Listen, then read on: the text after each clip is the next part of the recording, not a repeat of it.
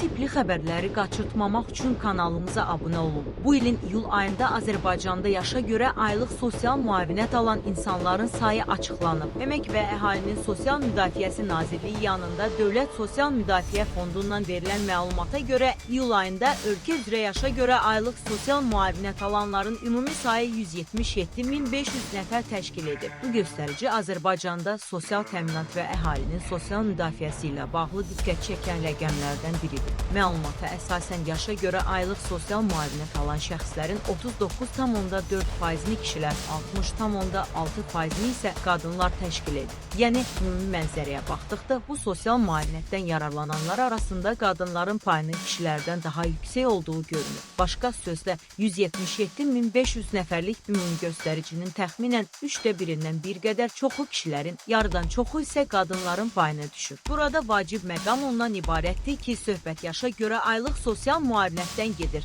Sosial müavinət və pensiya eyni anlayış deyil və onların təyin olunması üçün tətbiq edilən qaydalar da fərqlənə bilər. Buna görə də sosial ödənişlərlə bağlı məlumatları qiymətləndirərkən rəsmi qurumların açıqlamalarına diqqət yetirmək vacibdir. İyul ayının göstəriciləri göstərir ki, ölkədə müəyyən kateqoriyaya aid yaşlı şəxslər üçün sosial təminat mexanizmləri fəaliyyətini davam etdirir. Bu ödənişlər sosial müdafiə sisteminin mühüm istiqamətlərindən biri hesab olunur. Mövzu ilə bağlı ən çox maraq doğuran məsələlərdən biri də yaşa görə sosial müavinətin kimlərə şamil olunmasıdır. Bu məsələ də şəxsin yaşı, sosial statusu və qanunvericilikdə müəyyən edilmiş digər şərtlər nəzərə alına bilər. Konkret vəziyyətə uyğun məlumat almaq istəyən vətəndaşların rəsmi dövlət qurumlarının məlumatlarına müraciət etməsi daha doğru yanaşmadır. İyul ayının statistikasında kişilərin payı 39,4%, qadınların payı isə 60,6% göstərilir. Bu rəqəmlər arasında təxminən 21% bəndlik fərq olduğunu göstərir. Beləliklə, yaşa görə aylıq sosial müavinət alanlar arasında qadınların sayının kişilərdən daha çox olduğu görünür. Ümumi sayın 177.500 nəfər olması isə bu sosial ödəniş növünün kifayət qədər geniş bir vətəndaş qrupunu əhatə etdiyini göstərir. Qeyd edək ki, sosial müavinətlər, pensiyalar və digər sosial ödənişlərlə bağlı qaydalar zamanla dəyişə bilər. Buna görə də hər hansı ödənişin məbləği, təyin olunma şərtləri və ya hüquqla bağlı qərar verməzdən əvvəl aktual və rəsmi məlumatları yoxlamaq vacibdir. Əgər sizdə yaşa görə sosial müavinət, pensiya və digər sosial ödənişlərlə bağlı yeniliklər izləyirsinizsə, bu məlumatı diqqətdə saxlaya bilərsiniz.